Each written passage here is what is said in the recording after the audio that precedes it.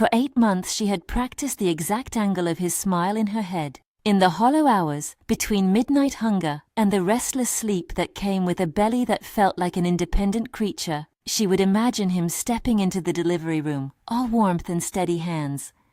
She pictured his shoulders softening when the nurse placed their baby in his arms. She pictured him whispering the kind of small, ordinary things that made up a life. "We did it. You were incredible. Look at her." The image was not extravagant. It was a single humble smile. It was the world she had been carrying. Reality had not been that picture. Reality had been 1,000 quieter cuttings. A parent's offhanded compliment to someone else. A birthday toast that omitted her name. The way her mother-in-law measured loyalty in anniversaries and trophies rather than tenderness. She had learned to fold her hope into small private rituals. A cup of tea at dawn. A playlist of lullabies she listened to alone. The smooth routine of rubbing lotion on the stretch of skin beneath her navel while whispering the preferred name she and David had decided on. She called it an investment. She told herself the child would be the bridge. At 34 weeks, with the baby's kicks sharp like small warnings against her ribs, Nora's dream felt more urgent. Her dress stitches were already giving way to new seams of fear, and the world around her tightened like a band. David, who had once kissed her forehead with fingers that trembled as if learning tenderness, was porous these days, present in the mornings, remote by evening. He left messages that read like promises and then said things at the dinner table that made her stomach drop, his voice against the television while scrolling news, his laugh turning sideways when his mother praised someone else.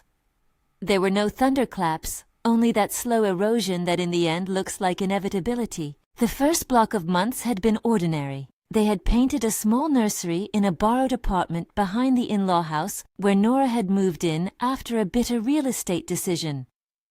The wallpaper had tiny yellow moons. The crib had a cheap but sturdy promise of safety. The baby's clothes were folded into small, hopeful stacks. Everyday things knitted Nora to the imagined future. She would stand at the doorway and see the cradle and tell herself that this, finally, would stitch her to the family's center. When the in-laws favored someone, they did it with lightness. An easy laugh, a picture frame in a prominent place, a name said as if it had always belonged to the room. They called her Rachel with a familiarity that quickened Nora's skin. Rachel was another woman who had drifted into their orbit years before. Prettier by their standards, patient in the ways that advanced someone in public life, and, the way rumors and half-truths were told, never quite the family blood that mattered, but always occupying the place where blood should have been. Their matriarch, Evelyn, made a habit of smoothing Rachel's napkin at the table as if every gesture could pin destiny in place. Nora had seen Rachel at family events. She had watched the way Rachel listened to Evelyn as if the latter's words were warm opinions and not commands. She had seen David's brows soften when Rachel told a joke. On good nights, he would come to bed and lie with his hands folded over his chest, and Nora would feel the small panic of being loved and not being the only person in the room who mattered. He would sometimes say, "We'll fix this, Nora, I promise." He spoke as if promises were concrete. She breathed them in and let them bond the cracks. There were other signs, quieter, that they were not alone in this expectation. Once, at a Christmas dinner, Evelyn had lifted a photograph, an old one folded at the corners, where a child with Rachel's eyes smiled at someone off camera. "This one belongs with the house," Evelyn had said casually. "People remember faces." The comment was a stone dropped in still water. It rippled. Nora had asked no questions. Questions made fights. Fights made scenes. Scenes made her small, public, embarrassed. When the baby's pictures were imagined, Nora imagined family. Her arms ached to hold a small forehead, to press the weight of a damp child to her chest, to hear David murmur their name like a benediction. She let herself dream it because it felt like a promise she could keep inside herself regardless of how the rest of the house rearranged itself. A dream could be simple and singular. A dream could not be deferred by other people's appetites. The weeks before labor became choreography. There were doctor appointments with Dr. Hale, a competent woman who moved with efficiency and kept her desk orderly. She measured things in centimeters and charts and spoke of progress in terms that made sense. "You're at 75% effacement, Nora. We'll watch for contractions. Bring your support person to the triage if you can. At home, the support person was on good days David, and on other days he was a man who promised and did not always keep the promise. Nora began to notice the small anomalies. A call from a number whose name she didn't recognize, with the tone of familiarity David used to reserve for her. The way his phone screen would dim when she entered the room. The sudden warmth in his words when he spoke to Rachel across the table. Once, in a fit of half-drunken courage after a family dinner that had dissolved into hidden barbs, Nora recorded a conversation between Evelyn and David because she needed to hold proof of what she felt. She would never have guessed she would tape a plan.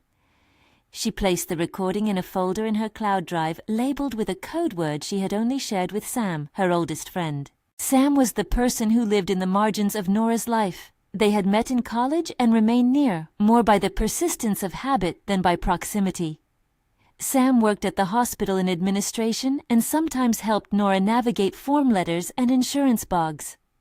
Sam's humor was dry and immediate, the kind that cut a room into two. Sam became an ally in ways that mattered. When Nora confessed one night that she had been feeling pushed aside, Sam came with a thermos and a plan. "We'll be ready," Sam said, tapping at a tablet with far more calm than Nora felt. "If they try anything, we have eyes." Sam's eyes were wide with protective rage. They were the kind of friend that could make the world tilt back into a manageable orbit. "It's ridiculous," David said at dinner the night Sam stopped by. They had been arguing in small words, the kind you could swallow and pretend nothing had shifted. "They don't understand how hard this is." He meant the in-laws and their precise preferences. He was nervous when he said it. He had difficulty seeing the cruelty as cruelty because, in all his life, cruelty had been wrapped in the language of duty. "You don't have to explain anything to them," Nora said, and meant it. But there was, in the thing she said next, a quiet hope that sounded like bargaining. "Come to the ultrasound with me," she asked. "I want you there." David shifted. For a moment, his mouth opened and closed like someone searching for a phrase he could not find. "I'm going to be at a meeting," he said. "It's important, but I'll come by after." It was the kind of absence that had a timetable. He will come by after. After was a place Nora had given up mapping. After could be changed. After could be filled with everything. On the wall in Nora's room, there hung a small Polaroid that David had taken when he kissed her at midnight, the night they had decided to try. The photo had fogged at the edges. It had the ordinary graininess of a moment that is more memory than evidence. Nora rested her fingers on the frame sometimes and whispered the name they had chosen. The touch was a prayer without a god. Their arguments were rarely stormy. They were a succession of small, erosive omissions. They were the kind that left scars you only noticed when you tried to point to them. "You don't understand how important family is," Evelyn told Nora once, as if the statement was a shawl she had every right to hang over her shoulders. Nora tried to accommodate. She learned to laugh at the stories they loved and to fold herself into the right conversations. She learned to thank them for their guidance, even when guidance felt like a tether. She tried to understand the logic of face and reputation, but there was a line that could not be crossed. The idea that the child could be reduced to a piece in the game. The idea that her baby's arrival could be staged, curated, or worse, appropriated by someone else to bolster a family image. It made her stomach twist. A week before their due date, Sam found something in a public registry. A small paragraph about a family adoption that had been filed years ago, hardly more than a name on a long legal document. The file showed a timeline and a note that a certain Rachel had been absorbed into the family unit, not as an official heir but frequently celebrated as if she had been. Sam printed it and left it on Nora's nightstand like a quiet ritual. "I don't know what this proves," Sam said, "but people who orchestrate face often leave a path." Nora read the paper until the lines blurred. The document did not say much. It was a thread. Often this sort of thing was merely a sign of a family's messy past, an adopted relative, a cousin, a friend all folded into kinship. But to Nora, in the current frame, the document felt like a map that might lead to an explanation. She tucked it into the drawer with the recording. She had not told David she had either, because she could not bear his defensiveness. When he asked that night whether she had summoned the courage to bring up how she felt with his mother, she said nothing. She did not want to begin a conversation that could end in humiliation. The days blurred into small tasks: packing a bag, printing forms, confirming with Dr. Hale the plan for labor. The nursery's little yellow moons seemed to wink in conspiracy. Nora started sleeping with the phone under her pillow because the night felt suddenly dangerous in its quiet. She practiced breathing exercises she had learned at a prenatal class. Breathe in for 3 counts, out for 4. It soothed her. Breathing was something one could control when everything else felt beyond control. Labor started the kind of way that made you doubt whether you were reacting correctly. At 1 in the morning, she awoke to tightening that rolled from her back to her front like a small rhythmic tide. Her contractions were steady and unkind. She called Sam first because Sam had promised to be her emergency contact when David was unreliable. Sam drove like a person reclaiming something that was theirs. Fast, steady, unblinking. At the hospital triage, they wheeled her into a small room under fluorescent lights that made everyone's skin look thin. Dr. Hale examined her with professional calm. "We'll monitor and see how things go," she said. "Your contractions are strong. You're dilating. You could be ready sooner than later." Nora wanted to laugh and cry in the same breath. "Is he coming?" she asked. Sam's face was a hard, steady thing. He was not a man who softened much. "He said he would be here after his meeting," Sam replied, and there was a hint of impatience in the way his jaw tightened. He understood lifelines in terms of presence and absence. He had seen men who made promises and then turned their absence into a reason to be forgiven. "Call him now," Nora said. He did. The phone sat on the bedside table like a talisman. David answered on the second ring. His voice was ragged with sleep and the kind of composure that doesn't breathe. "I'm at a conference," he began. "Where?" Sam asked. "In the city," David said. "But I'm leaving. I'll be there." The promise. Nora listened for anything else. The way his tone dipped, a hesitation. There was nothing substantial. There was only the word "there." They admitted her to a room as the contractions increased. The hospital room had the most intimate and impersonal of atmospheres. The smell of antiseptic, the beep of a monitor, a plant in the corner someone had once paid for to make a sterile place look inhabited. Nurses moved with efficient choreography around Nora. One of them, Rosa, stood out. Small, quick, brown hands that seemed to rest on her skin with generosity. She had the steady cadence of someone who had been there for 1,000 small dramas. Rosa checked her IV, adjusted a monitor, and, discreetly, checked the strap on Nora's phone where the recording was hidden. Rosa was a person with an eye for the small things that make the difference. "You'll do great," Rosa said when Dr. Hale stepped out to talk to a colleague. Her tone was not sentimental. It was a statement of fact. "You've got people here." Their family did arrive in trickles. Evelyn came first, dressed with the effortless command of a person who had never once had anything offered to them refused. She moved through the hospital like someone who owned the architecture of family. She kissed Nora's cheek with a touch that felt rehearsed. "We just want what's best," she said, and the sentence sounded like a carefully placed shield. David appeared hours later. He hugged Nora in the hallway and left her with a kiss that she felt like a tentative offering, as if he were testing whether she accepted him now. She felt it as a miscalculation. The timing had a certain theatrical cadence, an entrance that was not so solid as it pretended to be. He stayed with her through a half hour of pushing and then stepped out to speak with nurses about charts and pain management. "I'll be back," he said then. And it was the kind of promise that made her bones ache because she had been practiced in wearing trust. When the second stage intensified, there were people moving in and out of the door. A nurse's paging system hummed like a discreet siren. Sam remained by her side, his hand a press of reality, human and warm.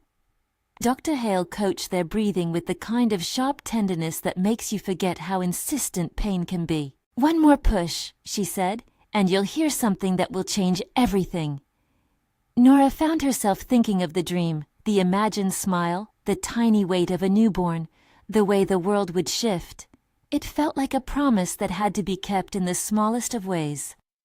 The room shrank to what mattered: air, the sound of Dr. Hale's calm voice, Sam's fingers curling into hers, the bulbous neon of the monitor. In moments where pain is a blade and hope is the bandage, you learn the economy of gestures. She waited for him to return. She wanted his hand on the base of her skull, his palm cool and grounding. Instead of him, the door opened and more people came in. First, a blurred outline, silhouettes of faces that belonged to public life rather than intimacy. David's arrival was not alone. Behind him, like a ghost muscled into clarity, walked Rachel. Rachel moved into the light like someone who had rehearsed the scene 100 times.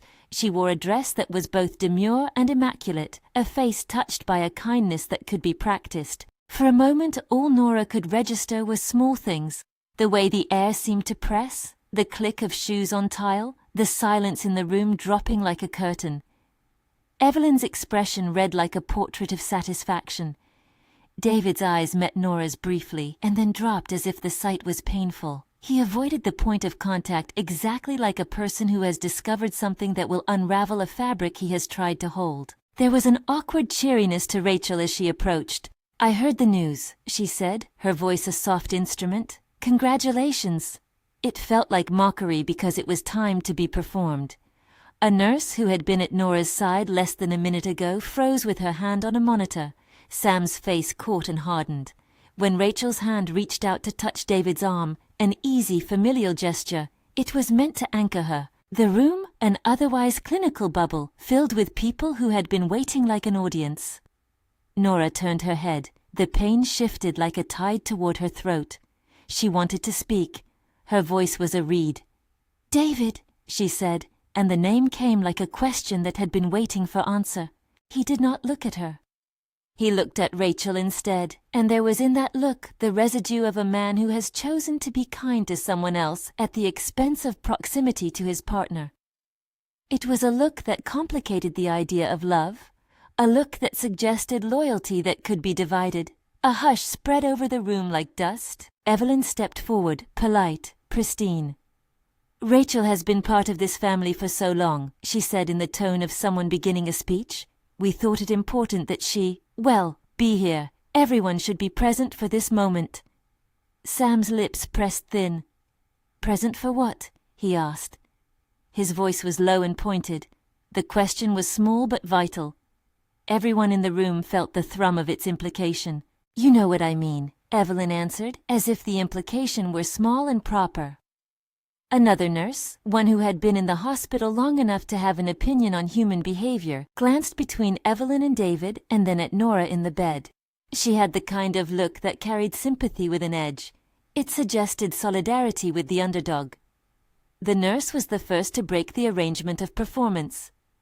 "Nurse Rosa will stay with you," she said to Nora, the words a quiet promise. "We can't have disturbances during labor." David's mouth opened. His hands were empty and helpless looking.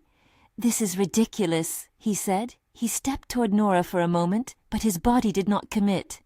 "Nora, I'm sorry. I should have told you." The statement did not help. Apology without context hangs like smoke.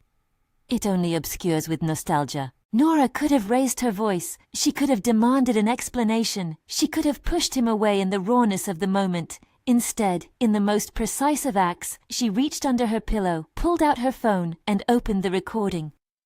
She had tucked it there months ago like a seed. For weeks she had not been sure whether she would ever use it. It felt like a last careful defense. "Play it," Sam said, his voice gravel-dry and urgent. He was faced with a man who had stepped into a public betrayal and a family that had orchestrated a presence. He wanted the truth. Evelyn's smile faltered. "That won't do anything," she said, which was not a denial so much as a preemptive dismissal. She was trained in the art of shrugging off the inconvenient. Nora's hands trembled against the phone screen. The recording was short, less than a minute. A few lines, a warmth of voices where coldness was being dispersed like a currency. She could have played the recording to the room and punctured the ceremony. Doing so would humiliate them, and perhaps humiliate her in turn. She could have exposed whatever plan had been hinted at, and she could have made the moment public on hospital corridors and beyond. There are moments in life when the choice is between spectacle and safety. The baby moved, a small definitive kick that made Nora wince and then cry out. Dr. Hale's voice cut through. "We need you to focus," she said. "Deep breath. Push when you feel the contraction." In the stretch between contractions, when the world leaned on the axis of waiting, Nora looked at David and found in his eyes something thinner than betrayal. Regret or fear or exhaustion, she could not tell. He touched her hand for the briefest of seconds, a contact that was not a vow but a reminder that this was still their child. For a blink, she wondered if she could beg him to choose differently. Then the door opened again. A man Nora had not seen before slipped in and then out like someone who did not want to be noticed. He was a small figure of movement, but the flash of his coat under the fluorescent lights suggested something deliberate. He handed Rachel a small package wrapped in tissue. The gesture was casual. It was also a signal, the kind of thing families use to anchor relationships in public. Rachel accepted it with the kind of delicate gratitude that rehearsed gratitude requires. Nora's breath narrowed. The recording vibrated against her palm like a secret waiting to be released. "You don't have to do this," Sam said, more to David than to anyone else. "You promised her." David blinked, the word promised catching on his tongue like a splinter. He stayed silent. Evelyn's smile hardened into something colder, and in that hardness there was no tenderness. It was at that precise point that Rosa, the nurse who had been smoothing the room with competence, stepped closer to Nora and mouthed 2 words, "Stay strong." Sam's phone lit up with a message he did not expect. It was from someone whose name he didn't recognize. A short string of text that said, "She's arriving now," announced as family. There was an attached photograph, a snapshot taken from a distance. David and Rachel walking into the hospital, Evelyn behind them like a shadow. Sam showed Nora the phone. The image was small but sharp. David, Rachel, Evelyn. It made their arrival deliberate. It made the moment not happenstance but design. Nora's pulse thudded like a small drum in the chest. She thought of the Polaroid back home, the one with David's kiss, and realized that some pictures were actually plans. She thought of the adoption file Sam had printed, of the recording tucked in her phone, of the polite way their family tried to own the narrative. "She's not family," Nora said, and the words were a soft, dangerous thing. They seemed to rattle loose something in the room. Rachel's face, at that, registered a flicker, a shadow that suggested more complexity than Nora had imagined. Rachel was not smiling as someone who had stolen. Her smile had the tension of someone who had rehearsed for a role that she had been offered and taken. There was a human aspect to her composure that startled Nora. It made the scene messier.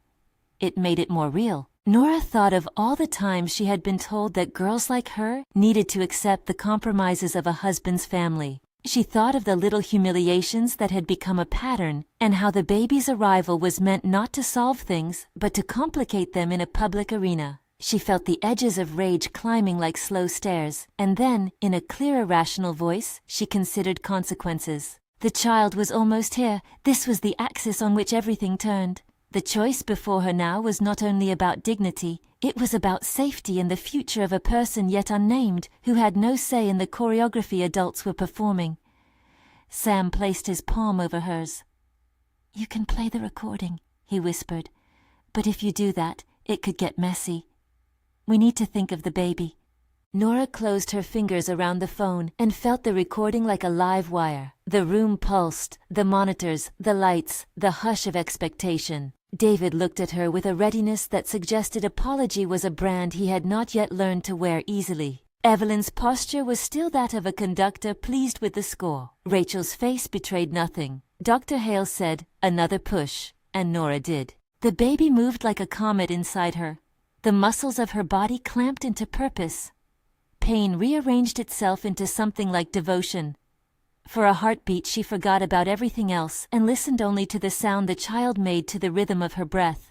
When she came up gasping after the push, the world had already shifted. David stood at a different angle now, closer to Rachel than to her. Sam's hands were clasped so hard his knuckles were white. Evelyn took a seat as if watching an event she had curated. The nurse who had paused at the doorway adjusted her stethoscope with the practiced coolness of someone about to witness something private become public. Nora felt the surge of an urgent clarity, the small and bright force that births the need to protect first and to expose second. She wanted to ask the questions. She wanted to demand a reckoning. but the baby was arriving and that could not be postponed. In the narrow corridor between labor and birth, decisions have to be made quickly. They must be guided by care. She looked at David one last time before the next contraction and saw the man she had married, fractured and vulnerable. She also saw clearly the other arrangement. A family that had been planning for a stage, and another woman who had been given a role that maybe she had not fully chosen. Nora took a breath that was equal parts anger and tenderness. The world narrowed to a single point of resolve. She would get through this moment first. After that, the truth, whatever it contained, would be something she'd meet. The next contraction came with the force of a tide. This time Nora did not think of the recording. She thought of a small body needing warmth and a person to hold. She thought of the simple, ordinary miracle she had practiced in her head for months. The one where someone who mattered, smiled gently at the child, and the weight of an entire life settled into a single, honest place. She pushed. The room filled with the sound of the birth, the mechanical music of life and breath. For an instant, the universe reduced to a small, hot cry and the blur of faces. No one could rehearse the first instant of a child's arrival. It landed like thunder in a quiet town. People looked at the newborn in the way of people who have been asked to witness something sacred. Then, as the new rhythm began to claim the room, David moved forward. His face was taut. He set his hand on the infant's back with an uncertain tenderness, as if testing whether the weight would prove real. Rachel stepped closer too, and for a blink everything in Nora's body said that the world had simply split between the private and the public, and she had no say. Evelyn had already pivoted. They were all performing. A camera someone had pulled out flashed like a small god. Nora watched the scene unfold, a spectator in her own life, her chest heaving. Rosa, the nurse, bent toward her with concern. "How are you doing?" she asked. Nora's mouth tasted like iron and milk. "I'm fine," she lied, because she needed to focus on the baby first. She watched as David held the newborn, eyes searching for a blessing.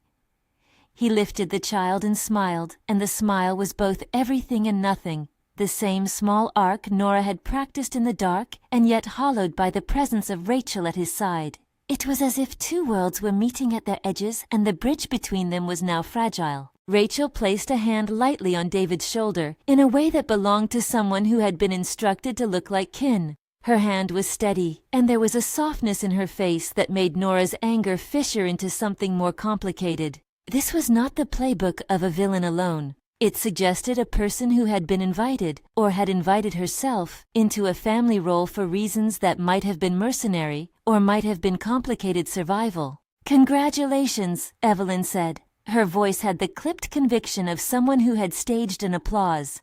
People around the room offered murmurs and polite applause. Cameras lit up. The public image had been captured in a small viral frame. A man holding a newborn between two women, both of whom had claims to the family's center. Nora felt the world tilt. It was an angle that made her question everything she had been sure of. The recording trembled in her pocket like a sleeping thing. She realized something. The truth was not only in what could be exposed on a tape. It was in the small ways people had prepared for this moment. It was in the quiet choreography of a family that had been shaping public appearances instead of nurturing private bonds. Sam's hand squeezed hers. "Do you want me to—" he began, but his voice faded. Everything in the room was loud with the small, violent music of people making meanings of what had just happened. Nora's breath found an even pace. The baby was warm against David's chest, and suddenly she realized the choice before her was not spectacle. It was protection. She had to decide whether to make the moment of her child's first memory into a battlefield or a shield. She looked at the infant, barely a handful, and then at the room. Evelyn's face was a portrait of victory. Rachel's face had a strain of sorrow mixed with satisfaction. David's hands were shaking. The nurse Rosa's eyes held a small, steady well of empathy. Nora could feel the entire field of relations tightening as if someone were winding a watch. She could play the recording and peel back each layer of design. She could raise her voice and break the public image into shards and let them fall where they might. Or she could fold everything inward, take the child and leave the stage. The recording in her pocket was a live possibility. So was the idea that small strategic proof, given to the right person at the right time, could unravel the appearance without turning the baby into public fodder. She thought of Sam's temper, and Rosa's discretion, and of Dr. Hale's competence. She thought of what the baby would need, a parent who could stand up when needed, but also someone who could avoid making the first hours a duel for ownership. David looked at her, then at Rachel, then at the baby. Words arranged themselves in him like pieces of glass. "Nora," he said, and the sound of it contained apology and an ancient indecision. She could have screamed. Instead, she made a decision that belonged to the narrow and fierce logic of mothers. "Not now," she said simply. Her voice was small but held the contour of command. "Not in front of him." Sam's jaw unclenched a fraction. He was relieved and startled at the same time. Evelyn's smile tightened. Rachel's expression flickered from triumph to confusion. "No theatrics," Nora said. The words landed like a measured strike. She would not let her child's first breath be claimed by someone else's PR. She would be their private hour, not a staged announcement. She stepped back from the brightness of the moment and into a quieter, sharper clarity. The child's first memory would be of gentleness and safety, not spectacle. They wrapped the baby, skin warm and smelling like new cotton, and for a long beat, Nora only watched the tiny chest rise and fall. David stayed a few feet away, hands awkward, eyes avoiding the rawness of what he'd done. Rachel hovered like someone who had been handed a script and was waiting for her cue. Evelyn sat as if at the end of a performance, satisfied that the scene had been set. Around them, the hospital hummed on, indifferent and enormous. Nora, when she finally reached for the infant, felt something settle under her ribs that had nothing to do with pain. It was a responsibility that did not negotiate. She placed the baby on her breast and felt the small, urgent, searching mouth find what it needed. The room softened around the edges, for now there was a life and a task that required attention. That immediacy steadied her like a rope.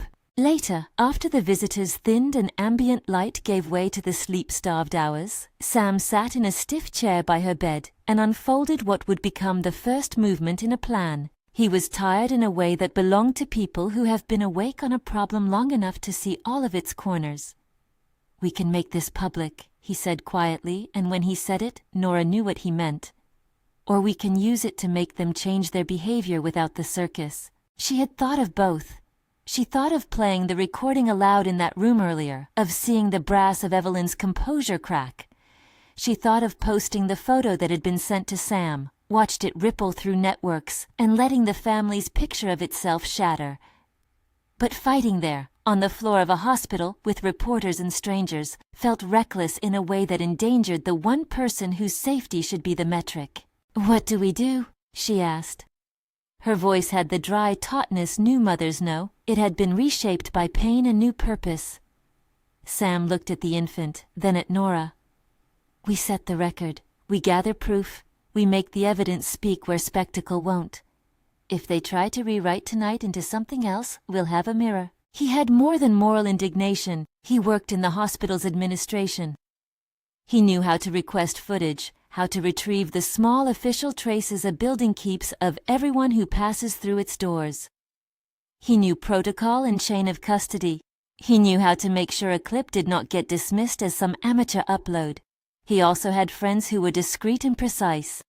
Sam's plan was not a shout. It was a precise, clinical laying out of documents and corroborations that would reframe what had been curated. Over the next 24 hours they moved with a quiet efficiency that contrasted with the drama that had been played out.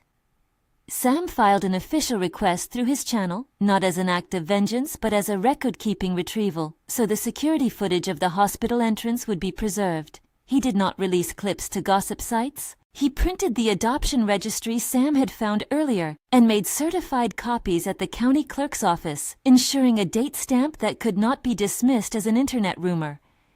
He copied the message thread that had announced Rachel's arrival to an unknown distributor and flagged the sender.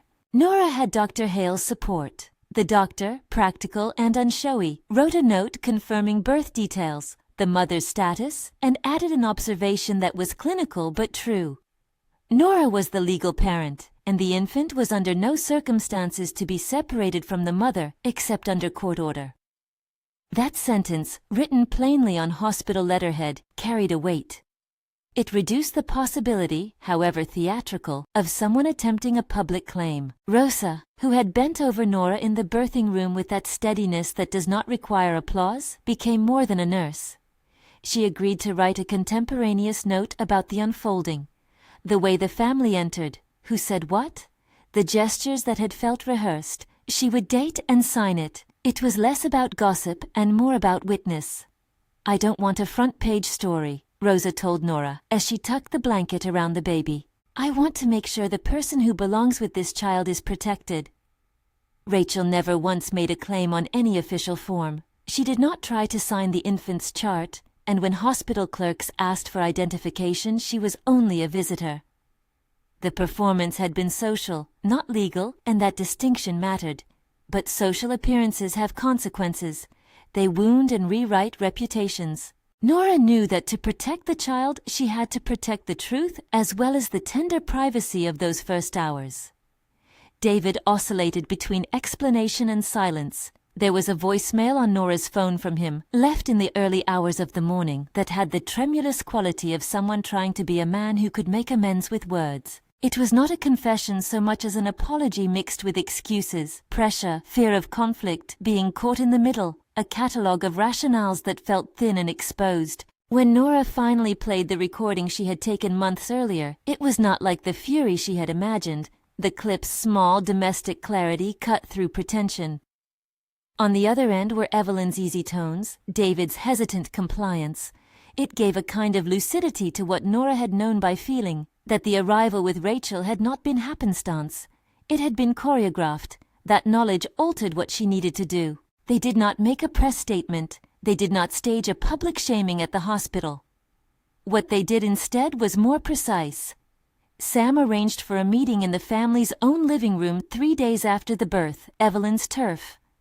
Nora declined to go there. Instead, she invited them, in writing, to come to a neutral place, a small conference room at the hospital, daylight and cameras turned off. It was a move calculated to remove the theater from their choreography. If the family wanted to maintain a public face, Nora would not give them the stage. Evelyn arrived with the same composed air that had filled the birthing room, a woman who had been raised on the calculus of image. David was a pale shadow beside her, as though he were experiencing all the smallness of a man who had discovered the shape of his choices. Rachel followed, expression guarded. Sam and Rosa were there. Dr. Hale sat at the edge of the table as a medical professional who had seen too many family dramas to be startled, but who nonetheless understood the stakes. A lawyer, one of Sam's friends, discreet and experienced with hospital-related family tensions, sat without flashy notes. Her role was not to litigate that day, but to make sure a record could be made accessible if the meeting derailed into false representations. Nora did not raise her voice. She had no intention of shrieking in a room that would later be used in court filings or by gossip columnists. She had the baby with her, swaddled and sleeping in a carrier over her chest. They arrived in a kind of public quiet. Seeing her, people who had expected spectacle had to contend with a mother whose focus was not accusation but documentation. Evelyn began, predictably, with a web of politeness. "We only wanted to be part of such a joyful moment," she said. "Family."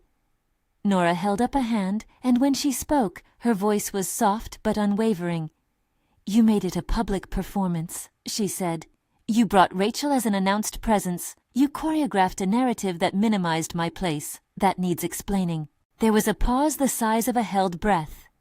Rachel looked at Evelyn, and there was, briefly, a look that suggested something more complicated than obedience.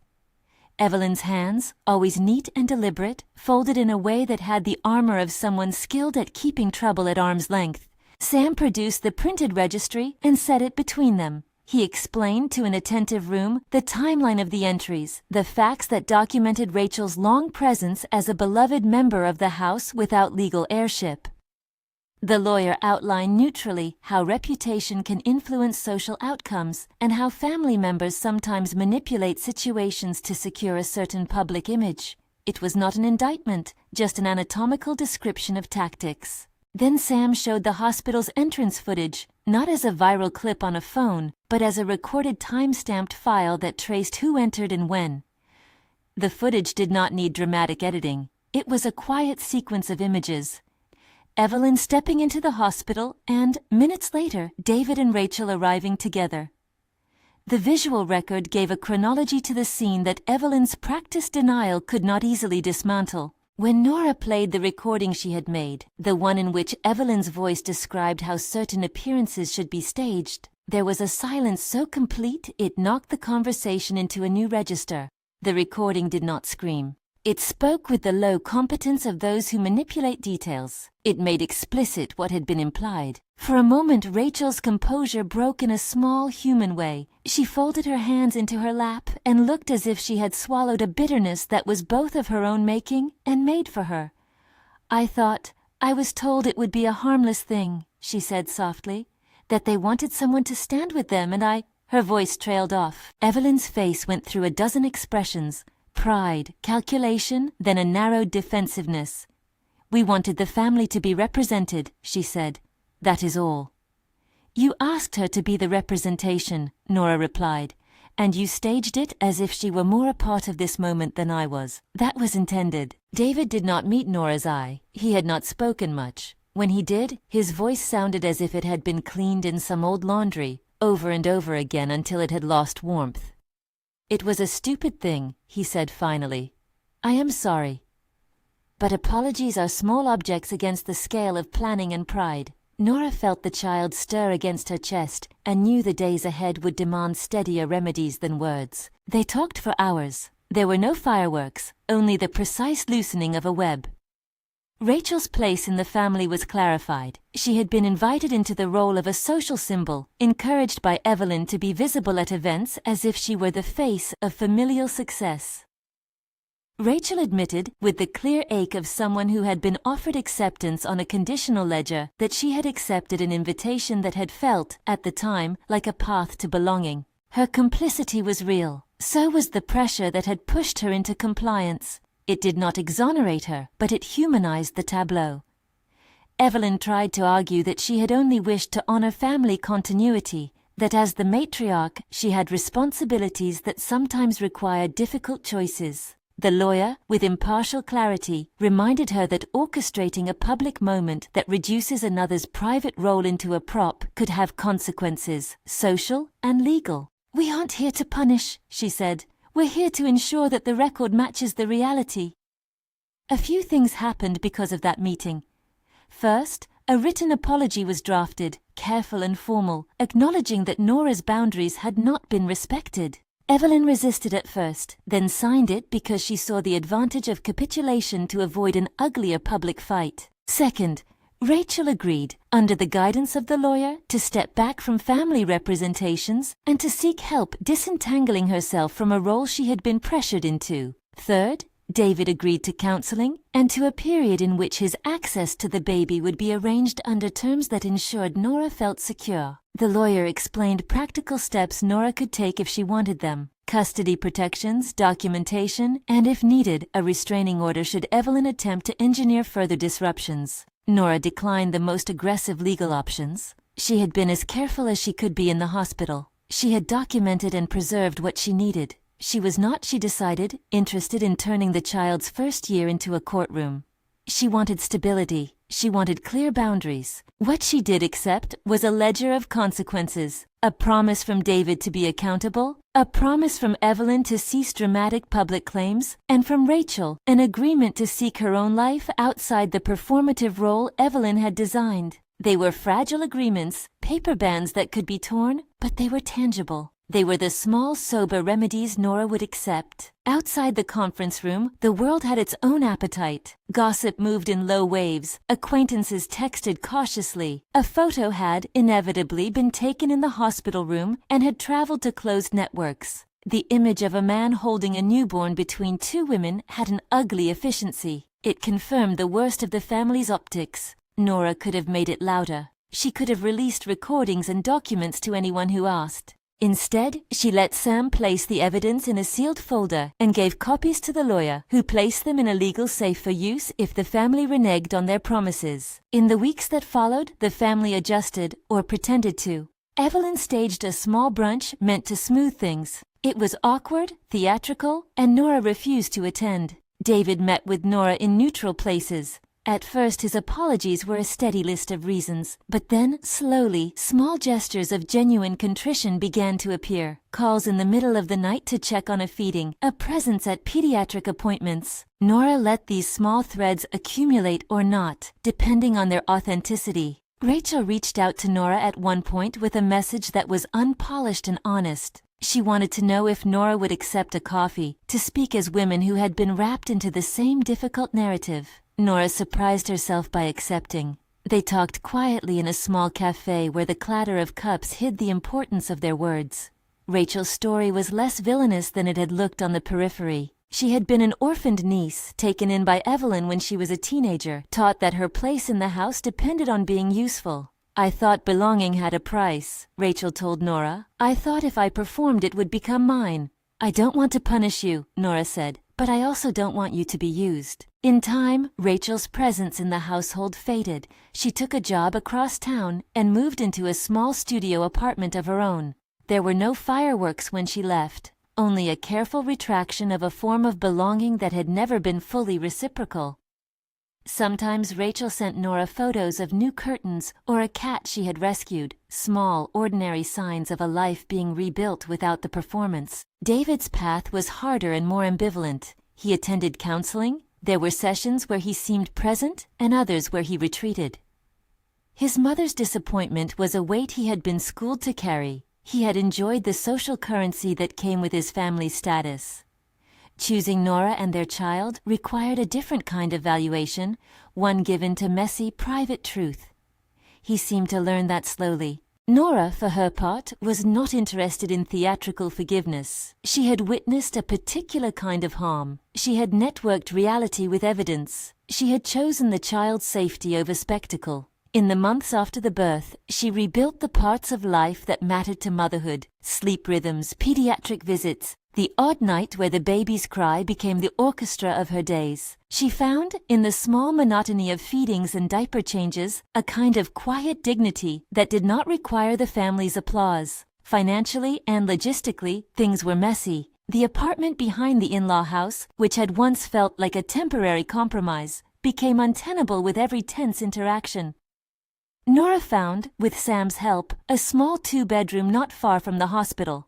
Enough room for a crib, a chair, and the sense of a place she could control. Sam helped in practical ways: boxes, a truck, and the kind of steady hands that come from people who have been allies for years. There were small public ripples.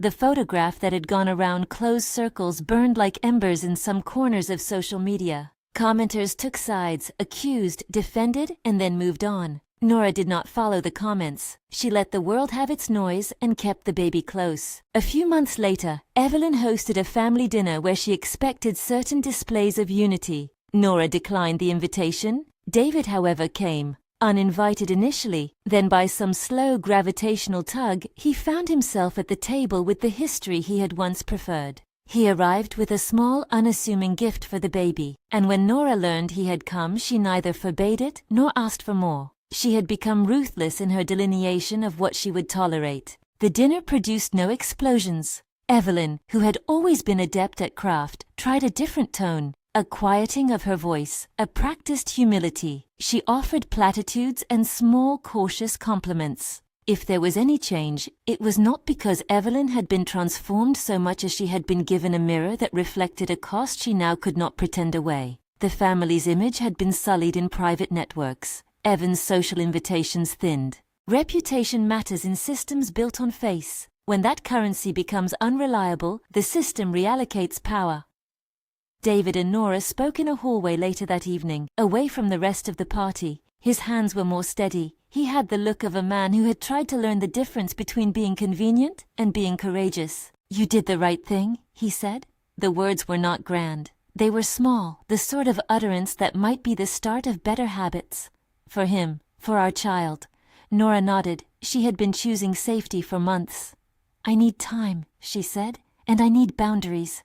Not because I want to hurt you, but because I don't want our child to grow in a household that mistakes image for love." He agreed visibly to terms she set. clear visitation schedule, counseling, and an active plan for joint decisions about the infant. Concessions are not proofs of character, she knew, but they are scaffolding for possible change. In private, something else occurred that Nora had not anticipated. A small generational shift in the family's circle. One by one, acquaintances who had once been excited by Evelyn's curation found it harder to applaud a woman who had engineered a public moment at the expense of a mother's privacy. The cost of appearances, when made public, is a reputation that loses its sheen. It is not a moral balancing that erases harm, but it is a social consequence that matters in families where public face is currency. Nora never wanted to weaponize the child's arrival. She had instead sought to guard it. Her choice not to make the evidence into a spectacle allowed her to control the terms of exposure.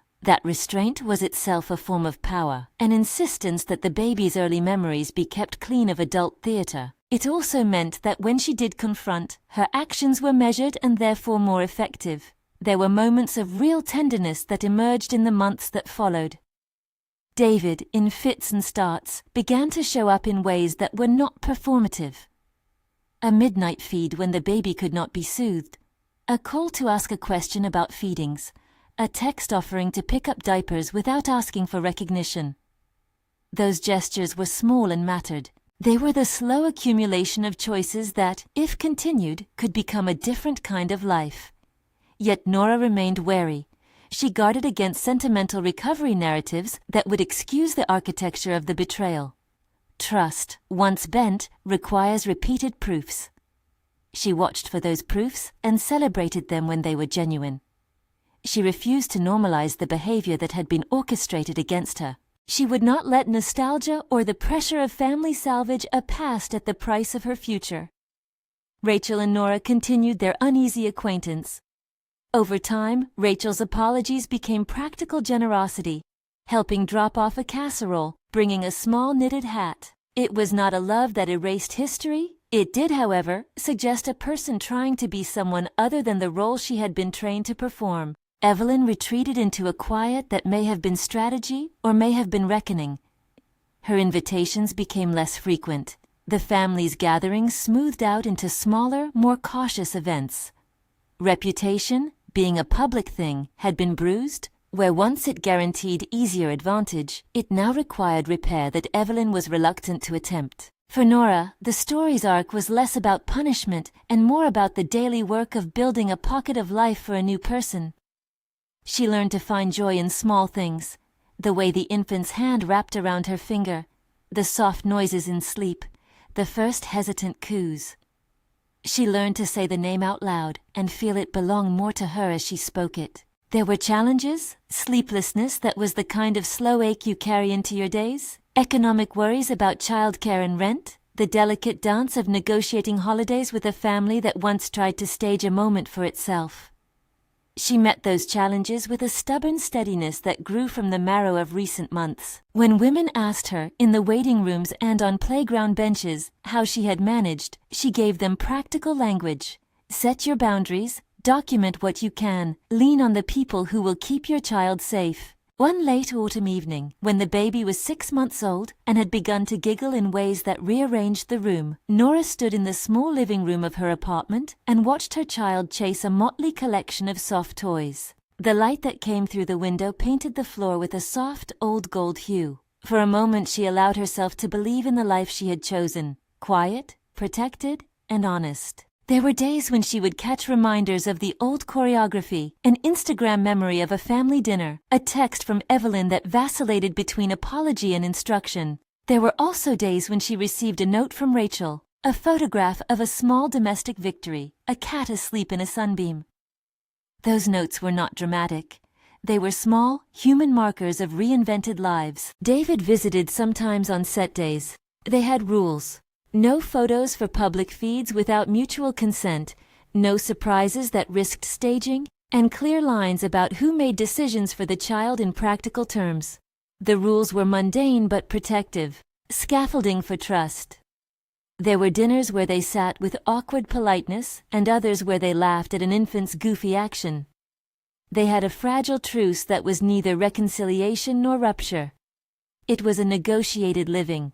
Months later, in a small public hearing convened by a community parenting group that Evelyn had once patronized, Nora agreed to speak about the way women are sometimes sidelined in family dramas.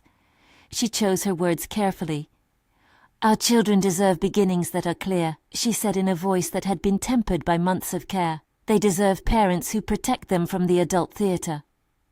Her speech did not aim to indict Evelyn directly. It spoke to a pattern. It described the cost of appearances and the quiet dignity of doing the smaller, harder thing, choosing the child over public image. She did not revel in the family's unraveling. She used it to argue that parenting required steadiness more than spectacle. People listened. Some nodded with a sympathy that was honest. Others, those who had once applauded Evelyn's curation, looked away. A few reached out afterward and told her their own stories. It became, in a small network, a conversation about power and parenting. The household behind the in-law house became quieter in more ways than one. Without the regular performance, the family's social center lost some of its gravity. But Nora noticed that the quieter life gave space for other things. An honest relationship, friendships recalibrated, and small joys that grew unannounced. One afternoon, almost a year after the baby's birth, Nora opened a box that David had left at her doorstep. A framed Polaroid that he had taken years ago, the misted snapshot they had once cherished. He had returned it not as a symbol of a restored past, but with a note that read, "For the life we are trying to build." Honestly, no grand promises, just steady presence. She did not know whether the life would steady into permanence. She only knew that she had chosen the child and herself first. She had reclaimed the terms on which her family would be defined. The baby, who had grown into a curious toddler, now reached for Nora's face and pulled down the small, careful smile she kept for strangers, and replaced it with a tiny, unguarded grin. In that face, Nora found a repair she had been building the long way, through documentation and negotiation, through boundaries and gentle mercy, through the small, relentless work of being a parent. Outside, the world continued to spin toward appearances and news cycles and reputations. Inside the apartment, Nora prepared another bottle, adjusted a blanket, and listened to a small, perfect life breathe. She had not wanted spectacle. She had wanted safety. She had wanted truth to mean something in the face of theater.